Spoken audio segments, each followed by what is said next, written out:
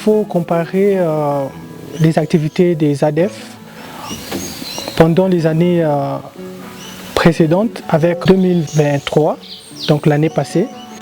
L'ennemi a accentué la collaboration avec les compatriotes dans les agglomérations pour déjouer des stratégies militaires, des opérations conjointes FARDC-UPDF qui étaient déterminées à bombarder ces bastions. Pendant les opérations conjointes, nous sommes focalisés sur le bastion phare comme le bastion de Mwalika qui constituait le noyau de l'ennemi. Et l'ennemi a compris ça et a changé de méthode pour s'installer à Bolongo pendant l'année 2023 et recruter les collaborateurs dans la ville de Butembo, où nous avons également arrêté certains collaborateurs, nous allons en parler. Mais vous allez comprendre que pendant 2023, l'armée a mis sa confiance dans ses collaborateurs qui étaient sur le terrain.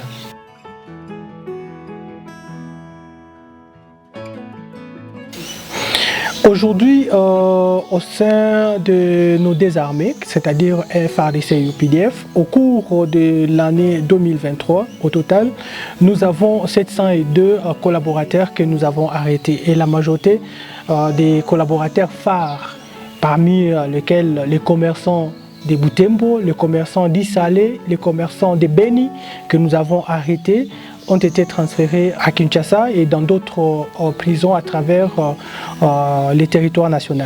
Aujourd'hui, nous avons 89 terroristes rendus suite aux pressions militaires.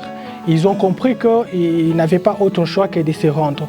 Parmi les 87, un commandant s'est rendu qui a été recruté dans les territoires de Rutshuru. Avec sa famille, il est entré en brousse pour faire le djihad contre la République. Et au cours des opérations dans les secteurs de Rwenzori, nous avons réussi également à neutraliser Feza Moulalu, qui était commandant des opérations ADF dans le Rwenzori, ce qui nous a permis de nettoyer tous les Rwenzori. Et après sa mort, chez Issa Zabadora s'est rendu avec ses gardes du corps et aussi avec toutes ses armes. Donc c'était vraiment un succès pour nous au cours de cette année où nous avons vu au total 89 terroristes MTM USCAP se rendre. Ça ne s'est jamais fait pendant les années précédentes. Et c'est pour vous dire que non seulement la coalition FARDC-UPDF a fait un travail dans les secteurs de Rwenzori et aussi a fait un travail dans la vallée de Mwalika parce que cette vallée égorgeait beaucoup de chefs leaders. C'était vraiment un noyau où les ADF s'est organisés et pour envoyer des commandants aller venger, aller commettre des exactions dans plusieurs villages à travers notre zone de responsabilité. Mais aujourd'hui, nous avons nos hommes de la coalition FARDC-UPDF qui contrôlent l'ensemble de la vallée de Mwalika. C'était vraiment un succès pour nous pendant l'année 2023.